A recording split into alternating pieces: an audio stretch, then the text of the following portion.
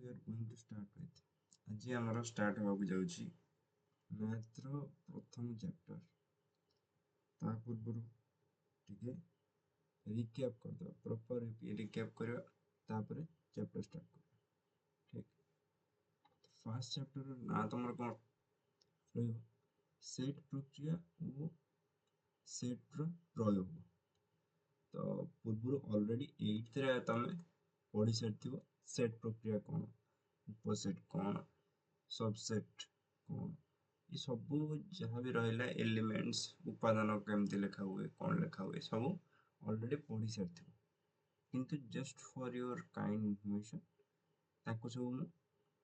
गोटे थर रिवाइज करेनी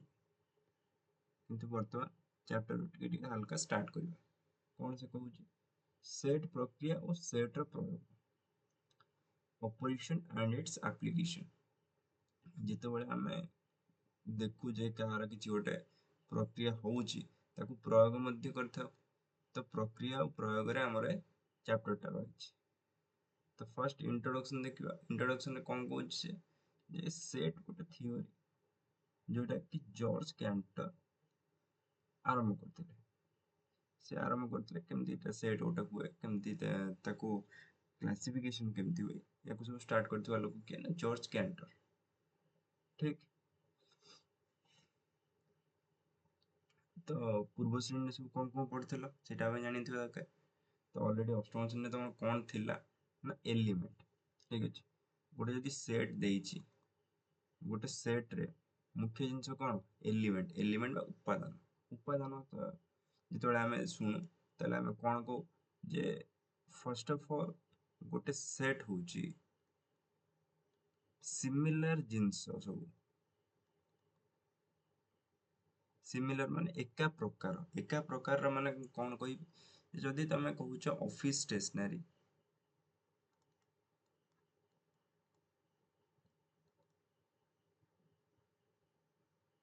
ऑफिस स्टेशनरी कहूछ फर्स्ट ऑफ ऑल बही, तापर आसीजिवो खाता, तापर सही अनुसार पेन टू आरंभ करी पेंसिल ये सब जो रही गले आपनकर एमान समस्त कौन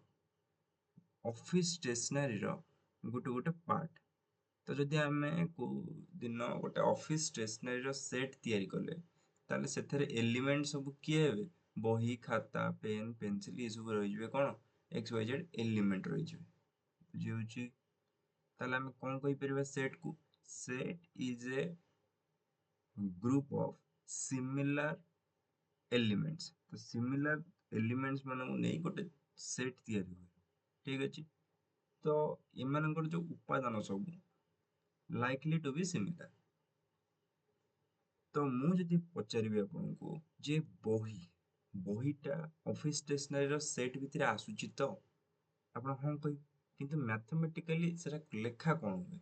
मैथमेटिकली सेटा लेखा हुए जस्ट सपोज बही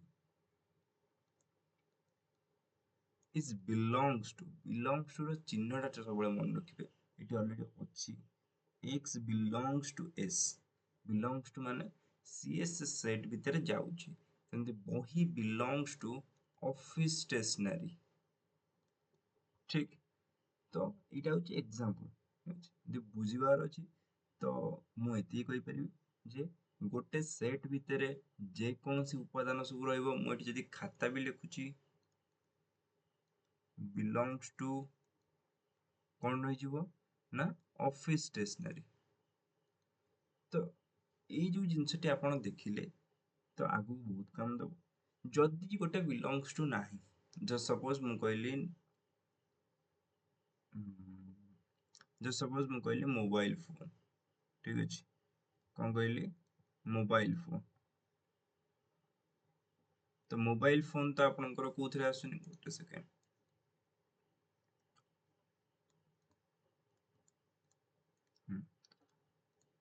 मोबाइल फोन आपनकर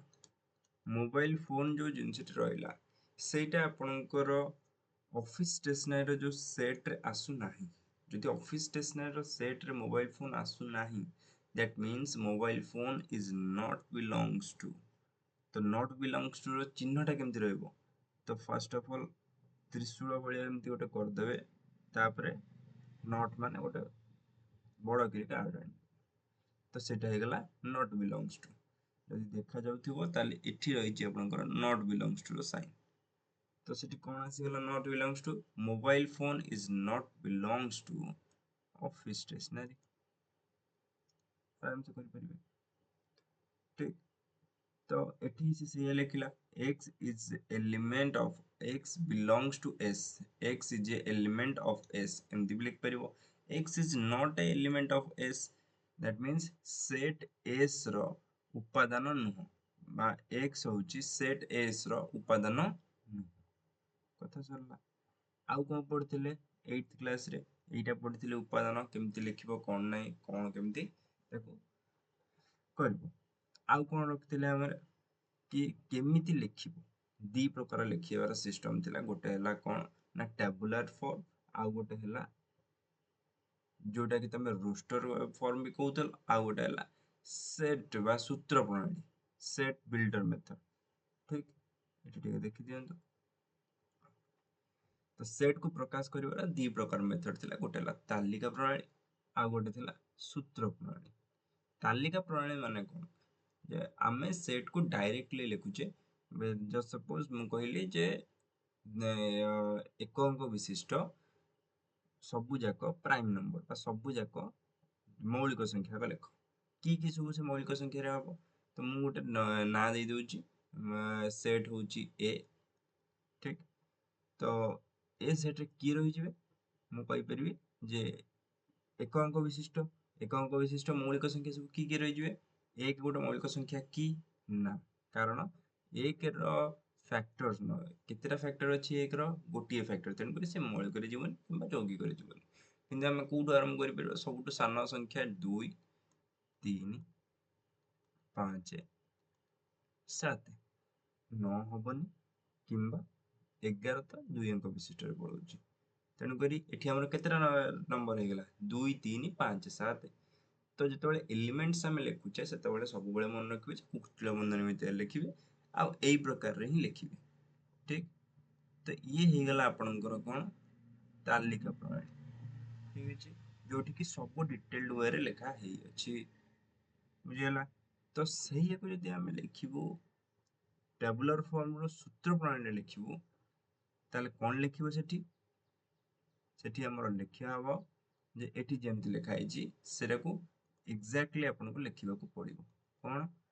ना x such that x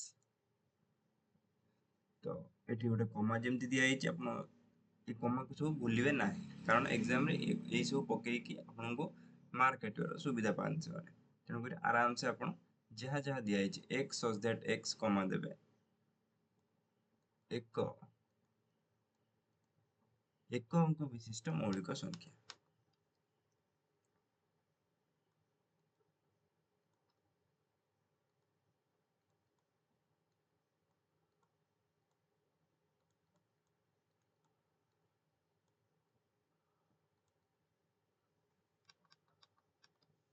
एक अंक विशिष्ट मौलिक संख्या और टिके जगह नहीं से टिके ताको रंजी हो गला तथापि यदि एमती लिखा करथिला कौन ना x such that x एक अंक विशिष्ट मौलिक संख्या ठीक अछि तो एतक लिख सारा पर आपनकर एटा हे गला कोन ना सूत्र प्रणाली ठीक अछि तो एटा अपन ऑलरेडी आर क्लास रे पढ़ दिथिले 8th क्लास रे पढ़ दिथिले तापर हमर आसीबो कोन ना दीटा जिंस सेट को हमें दी प्रकार रे विभक्त करछे कोन गोटे हला ससीम सेट आ गोटे हला असीम सेट ससीम सेट को कहते फाइनाइट असीम सेट को कहते इनफाइनाइट तो ससीम सेट क्या कहते ससीम सेट से सेट जो थे कि उपादान मान को आम गणी पार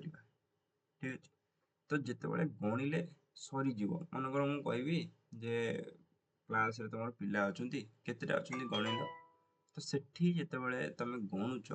तो गणन प्रक्रिया गोटे नंबर जाइए एंड होउची तो सेठी आमे कौन कहि परिबा से गोटे ससीम सेट ठीक अछि जदि मु कहबिनी तारा मानक गणिल बसिकी तो तारा मानक तो गणि हबनी तेणु करी सेटा हमर कौन पळे आसीबो असीम सेट ठीक अछि ससीम सेट ए रो उपादान संख्या को ए कार्डिनालिटी बा ए मड देकी लिखा जाय ठीक अछि तो एटी तमे कौन करि परिबो एन ए कार्डिनालिटी ऑफ ए द्वारा सूचा जाय था ठीक अछि तो ससीम सेट रे जो जो उपादान अछंती आपण माने चाहिए कौन करि परिबे ना कार्डिनालिटी देई परिबे ये सिंबल टा होची कार्डिनालिटी सिंबल बा मोड भी ताको कहंती ठीक अछि ससीम और असीम परे हमर कोन आसंती शून्य सेट कोन आसंती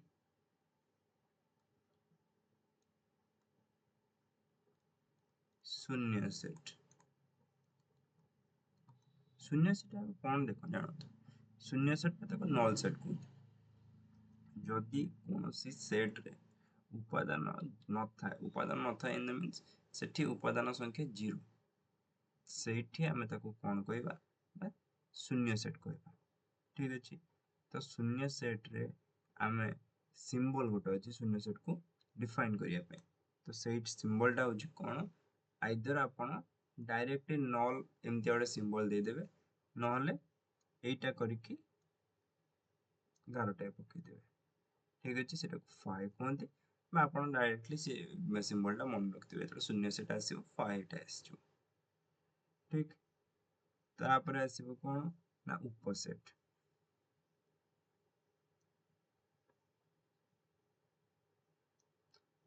उपसेट का कहंती जे ए और बी सेट दुए मध्ये यदि ए सेट रो प्रत्येक उपादान बी सेट रो उपादान होई थाए ताले ए को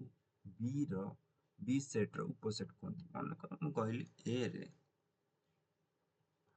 कलर टिके चेंज करतो 1 2 3 रो एलिमेंट आ बी रे 1 2 3 4 5 रहिले ठीक तो ए सेट रे जो सब उपादान रहिले बी सेट मध्य से उपादान रहिचंती ताठू किछि अधिक अछंती तो सेथरे किछि हम मैटर करनी किंतु से उपादान सब बी सेट रे ऑलरेडी अछंती तेणु करी मु एठी कहि परिबी जे A is a subset of B बुझिगला तो ए महाशय कहार सबसेट बी रो सबसेट ताको को चिन्ह चिन्हित करा जाउची एटा होची सी चिन्ह भलिया रहउची किंतु सेटा कोन को पढंती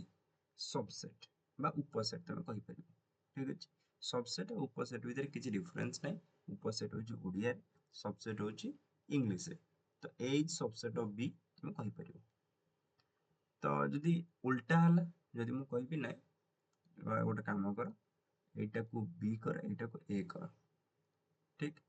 एटा को ए कर सेटा थिला एटा को बी कर एटा को ए कर दैट मीन्स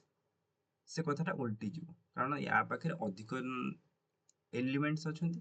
तो या पाखरे कम एलिमेंट्स अछंती ताले ये ताठू टिके अधिक अछि माने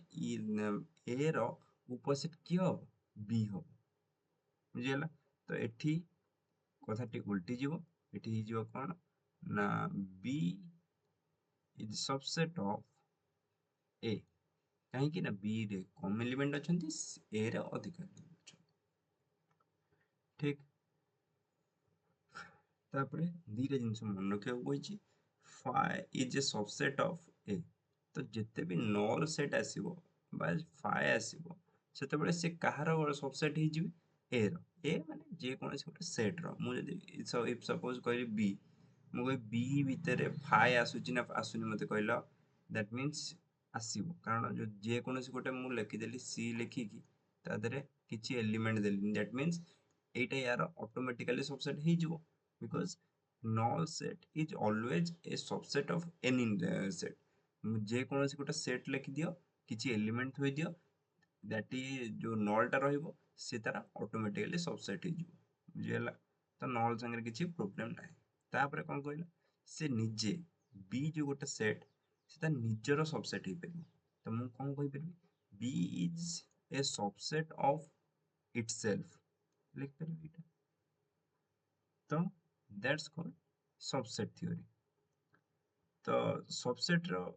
पर कोन आसिला ना